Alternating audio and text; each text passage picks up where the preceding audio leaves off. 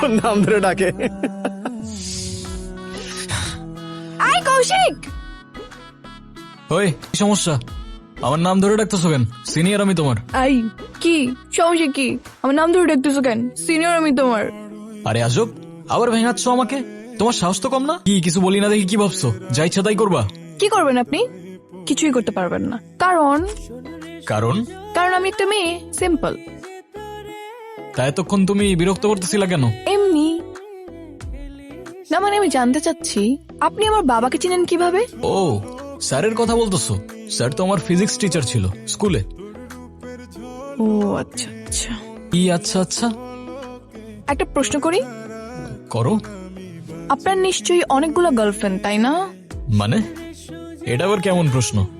না মানে আপনি তো ভার্সিটিতে অনেক বেশি পপুলার, সো আপনার অনেকগুলো গার্লফ্রেন্ড থাকতেই পারে। আমি কাউকে ভালোবাসি না। ছোটবেলায় বুঝে গেছিলাম এইসব ভালোবাসা আমার জন্য না। আর যদি বলতেই হয় আমার একমাত্র ভালোবাসা আমার ব্যাট। ছোটবেলায় বুঝে গিয়েছিলেন বলতে? ওইটা বলা যাবে না, পার্সোনাল। আরে বলেন বলেন বলেন না। বলতে পারি কিন্তু হাসবা না তো? আচ্ছা ঠিক আছে, হাসবো না। অনেক আগের কথা, ছোটবেলায়। আমি তখন ক্লাস 3 পড়ি। আমার সাথে কি টিফিন খাবে? হ্যাঁ খাবো। এই কৌশিক, তুই টিফিনে কি এনেছিস?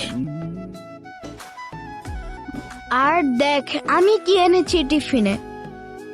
তুমি আমার সাথে চলো, ঠিক আছে? ওরে আল্লাহ।